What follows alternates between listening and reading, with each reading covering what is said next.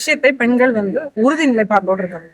அது மன ரீதியாகவும் சரி, உடல் ரீதியாகவும் சரி. இது ஒரு பக்கம். ரெண்டாவது, வளர்கின்ற ஆண் பிள்ளைகளுக்கு தயவு செய்து தரத்தை உங்களை போன்று தசையும் உயிரும் கொண்ட உயிரினம் தான் அது. உன்னோட உங்க அம்மா வாழ்ற மாதிரிதான் அந்த பொண்ணு, உன்னோட உங்க அக்கா தங்கச்சி வாழ்ற மாதிரிதான் அந்த பொண்ணு, உன்னோட உங்க மனைவி வாழ்ற மாதிரிதான் அந்த பொண்ணு.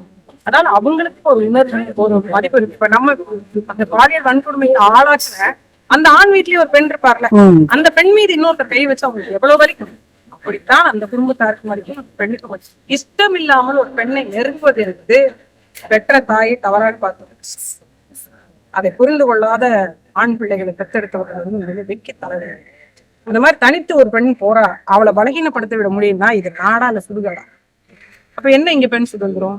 அப்ப என்ன என்னைக்கு மரியாதைக்குரிய ஐயா காந்தி சொன்னாராம், நடுராத்திரில 12 மணிக்கு நகனக்கெல்லாம் போட்டு ஒரு பெண் என்னைக்கு போறாளோ அதுதான் சுதந்திரம்.